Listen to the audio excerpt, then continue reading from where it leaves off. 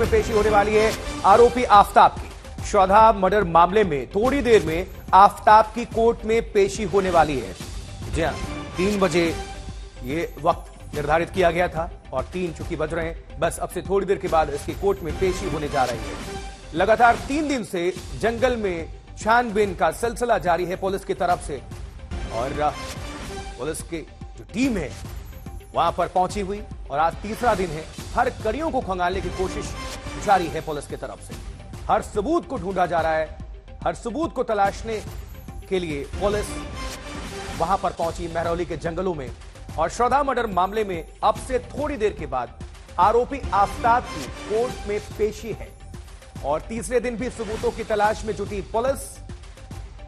और यह जानकारी मिल रही है कि अब से थोड़ी देर के बाद कोर्ट में सुनवाई होनी है इस मामले में और आरोपी आफ्ताब, उसकी पेशी है कोर्ट में। और ये भी बता दें आपको कि देखिए, पहचान छुपाने के लिए क्या कुछ किया है इसने, जरा नजर डालिए। शौक के टुकड़े करने में इसको 10 घंटे लगे और ऑनलाइन खाना भी इसने मंगवाया। उसी दौरान ओटीटी पर इसने फिल्म भी देखी। खून के धब्बे की सफाई के लिए वैक्यूम क्लीनर भी मंगाए। ये जैसे जैसे जांच आगे बढ़ रही है वैसे वैसे और बड़े खुलासे हो रहे हैं, लेकिन बर्बर तरीके से इस हत्याकांड को, इस जघन्य वारदात को अंजाम दिया गया है। अर्पिता आर्या हमारे सहयोगी जुड़ी हुई हैं इस वक्त, हम उनका रुख करते हैं। अर्पिता, जिस तरह से ये जांच आगे बढ़ रही है वैसे बड़े बड़े खुलासे भी हो रहे हैं और चौंकाते भी हैं, और कहीं ना कहीं ये बहुत बर्बर हत्याकांड रुक आप जाती है सोचकर और इन खबरों को देखकर, सुनकर। किस तरह की और जानकारी अभी आपको मिल रही है पुलिस की तरफ से, या फिर कोर्ट में पेशी भी है आरोपी आफ्ताब की अभी? बिल्कुल आशुतोष, देखिए मेरी मौजूदगी महरौली के उस जंगल में है जहां पर डिस्पोज किया गया शव के अलग अलग टुकड़ों को अलग अलग जगहों पर। और आप देख पा रहे होंगे कि अभी जैसे आपने मुझसे सवाल पूछा, मैं खुद इन कांटों के बीच में फंस गई। लेकिन यहाँ बड़ा मुश्किल है आपको इस जंगल में आना। और हम अभी, क्योंकि जब हम बात कर रहे थे, एक बार जरा आपको पहले तस्वीर दिखा दे तो जो लोग देख रहे होंगे, हमारे दर्शक भी, वो भी समझ पाएंगे कि ये कितना घना जंगल है। जरा एक बार तस्वीरें दिखा दीजिए अमन। चारों तरफ देखिए घना ये जंगल, और इसी जंगल में रात 2 बजे क्या कोई हिम्मत कर पाएगा कि रात 2 बजे इस जंगल में आए, वो भी इतने जघन्य अपराध को करने के बाद शव के टुकड़ों को यहाँ पर छुपाए। और वो भी मैं आपको बताऊं, क्योंकि आज मैं इस हिस्से में आई हूँ जहां पर पुलिस आज सुबह पहुंची और उसके बाद उन्होंने, देखिए अगर आपको मैं दिखाऊं, चलिए जरा अमन, वो देखिए ये जो पेड़ आप देख रहे हैं, यहाँ पर ये रास्ता बनाया गया है। ये सुबह पुलिस जब तफ्तीश के लिए पहुंची तो यहाँ पर ये देखिए आप झाड़ियां जो थी उनको काट दिया गया ताकि यहाँ से अंदर जाया जा सके, क्योंकि आफ्ताब ने कुछ इन्हीं जगहों को चिन्हित किया अभी भी है महरौली के जंगलों में था, तो इन्हीं जगहों पर उसने। आशुतोष फिर से दोहराइए जरा अपना सवाल। क्या पुलिस की मौजूदगी अब भी है महरौली के जंगलों में? नहीं आशुतोष, पुलिस अब जा चुकी है, तभी हम लोग यहाँ अंदर तक आ पाए हैं, क्योंकि बैरिकेड कर दिया गया था, मीडिया कर्मियों को भी बाहर रोक दिया गया था। लेकिन यहाँ उस जगह पर, उस लोकेशन पर आज तक की टीम पहुंच गई है जहां पर पुलिस छानबीन कर रही थी। जो सबूतों के तौर पर आपको मैं दिखा रही थी कि ये देखिए ये पेड़ जो है ये काटे गए हैं ताकि यहाँ पर अंदर तक पुलिस आ पाए, जहां अंदर आज हम पहुंचे हैं इन महरौली के घने जंगलों में। और यहाँ से हम आपको रिपोर्टिंग करके और तस्वीरें दिखा रहे हैं। कितना घना जंगल, जहां हम दिन में भी हिम्मत नहीं कर पा रहे हैं आने की, क्योंकि जंगली जानवरों की आवाजें भी मैं सुन पा रही हूँ यहाँ पर। और ऐसे वक्त पे रात 2 बजे आफ्ताब आता था और 20 दिन, 1-2 दिन नहीं, आपको एक दिन आप हिम्मत जुटा सकते हैं, 2 दिन आप हिम्मत जुटा सकते हैं, लेकिन आप 20 दिन यहाँ आते हैं, शव के टुकड़े को लेकर अलग अलग जगहों पर डिस्पोज करते हैं। अब पुलिस उसी को खंगाल रही है, उन्हीं चीजों को ढूंढ रही है। 13 टुकड़े अभी तक आशुतोष मिल चुके हैं, उनको फॉरेंसिक टीम के पास भेज दिया गया है। जांच हो रही है कि वो श्रद्धा से ही है, किसी ह्यूमन के ही है या किसी जानवर के हैं, क्योंकि आज और कल का ये मामला, जैसे मैं बार बार कह रही हूँ, नहीं है। हमारे सामने चुनौती और पुलिस के सामने चुनौती इस बात की है कि 5 महीने से ज्यादा का वक्त हो चुका है, आपके पास सीसीटीवी फुटेज नहीं है, आपके पास सबूत, जो जब क्राइम होता है उस समय जो सबूत आप जुटा सकते हैं उससे आप बहुत दूर आ चुके हैं। 5 महीने की ये भी देखने वाली बात होगी कि अब कल ही तक रिमांड है पुलिस के पास आरोपी आफ्ताब की, और अब से थोड़ी देर के बाद आफ्ताब की कोर्ट में पेशी भी है। तो आज का भी दिन बहुत महत्वपूर्ण है। अब देखने वाली होगी कि इस मामले में सुनवाई होती है और क्या कुछ सामने निकल कर आता है। तो आज काफी महत्वपूर्ण दिन है। बिल्कुल आशुतोष, आज महत्वपूर्ण, क्योंकि पेशी करके रिमांड पर, और इसमें कोई दो राय नहीं है कि रिमांड पर अभी आफ्ताब को और लेने की कोशिश पुलिस की होगी। वो इसलिए क्योंकि अभी तक देखिए जो सबूत आपको कोर्ट में देने होंगे, अभी बस पुलिस के पास क्या है? आफ्ताब का कबूलनामा। लेकिन उस कबूलनामे के हिसाब से ये बहुत स्ट्रांग केस बनेगा नहीं कोर्ट में। आप कोर्ट में जाके कोई गारंटी आफ्ताब की नहीं है। वो आफ्ताब जो हर समय अपने बयान को बदल रहा है, वो कोर्ट में जाकर भी अपनी बात को बदल दे, अपने बयान को बदल दे, तो इसमें कोई बहुत आश्चर्य की बात नहीं है। इसलिए पुलिस की तरफ से कोशिश है कि एक सबूत खंगाल लिए जाएं। लेकिन अभी तक श्रद्धा का सर नहीं मिला है, उसे ढूंढने की कोशिश हो रही है। वो हथियार नहीं मिला है जिससे 35 टुकड़े किए गए थे।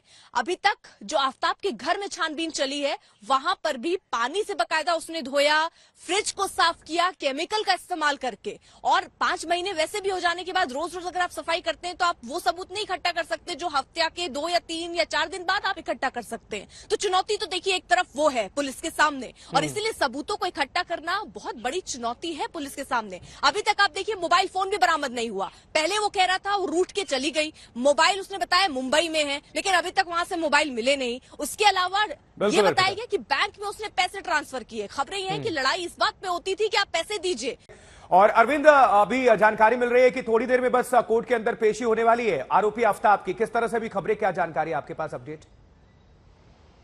जी बिल्कुल, देखिए अब से कुछ देर बाद जो आफ्ताब है उसको जो दिल्ली पुलिस है वो साकेत कोर्ट में पेश करेगी। इस वक्त साकेत कोर्ट में ही मैं मौजूद हूं। लेकिन आपको बताऊं कि आफ्ताब से पहले महरौली पुलिस स्टेशन में पूछताछ हो रही थी और लगातार उसे जंगल में सर्च के लिए लेकर जाया जा रहा था। जो हड्डियां थी वो तलाशी जा रही थी। लेकिन अब महरौली जेल से आफ्ताब को कहीं शिफ्ट कर दिया गया है दूसरे पुलिस स्टेशन में, जिसकी जानकारी सिर्फ पुलिस कर्मियों को है और किसी को जानकारी नहीं। और लगातार उससे 6 सदस्यीय टीम पूछताछ कर रही है। देखिए जो आज तक को एक्सक्लूसिव जानकारी मिली है अभी अभी कि आफ्ताब से पूछताछ के बाद एक जगह पर महरौली के नाले से हड्डियां रिकवर हुई थी। इसमें सबसे इंपॉर्टेंट बात है कि ये आफ्ताब की निशानदेही पर रिकवर हुई थी। उसको अब एफएसएल भेजा जा रहा है और जो श्रद्धा के पिता है उनका डीएनए लिया गया है। तो अगर उन हड्डियों का मिलान श्रद्धा के पिता का जो डीएनए लिया गया है उससे हो जाता है तो ये क्लियर हो जाएगा कि वो हड्डियां श्रद्धा की ही हैं और इससे ये एस्टेब्लिश हो जाएगा कि श्रद्धा की वाकई हत्या हो चुकी है। उसके अलावा कई एविडेंस है, लेकिन 2 ऐसे सब अहम एविडेंस है जो दिल्ली पुलिस को हर हाल में तलाश नहीं होंगे। पहला ये आलाए कत्ल जो आरी थी जिससे बॉडी को चॉप किया और उसके बाद उसे फ्रिज में रखा था, एक एक टुकड़ा रोजाना वो फेंकता था। वो आलाए कत्ल नहीं मिला है। आफ्ताब ने कहा जानकारी थी कि 3 बजे कोर्ट में पेशी होगी आरोपी आफ्ताब की, लेकिन 3 तो बज चुके हैं, 3:07 हो रहे हैं। तो क्या कुछ इंफॉर्मेशन है, क्या अभी अपडेट है कि अब कब तक पेशी होगी? नहीं, देखिए तकरीबन 2 बजे का वक्त था, लेकिन कड़ी सुरक्षा साकेत कोर्ट के बाहर की गई है। मैं आपको बताऊं जिस तरह का ये सेंसिटिव केस है, दिल्ली पुलिस अपनी तैयारी कर रही होगी। जाहिर सी बात है आज पूरा दिन उनके पास मौजूद है, वो कभी भी पेश कर सकते हैं। 2 बजे का हालांकि वक्त रखा गया था। काफी गहमा गहमी है अदालत में, ये इतना बड़ा केस हो चुका है आशुतोष। तो अब से कुछ देर बाद ये माना जा रहा है कि दिल्ली पुलिस की टीम वो लाएगी। और लेकिन दिल्ली पुलिस के ऊपर बहुत चुनौती है अरविंद, कल तक ही रिमांड है आरोपी की, ऐसे में हथियार भी नहीं मिले जिसकी आप चर्चा कर रहे थे।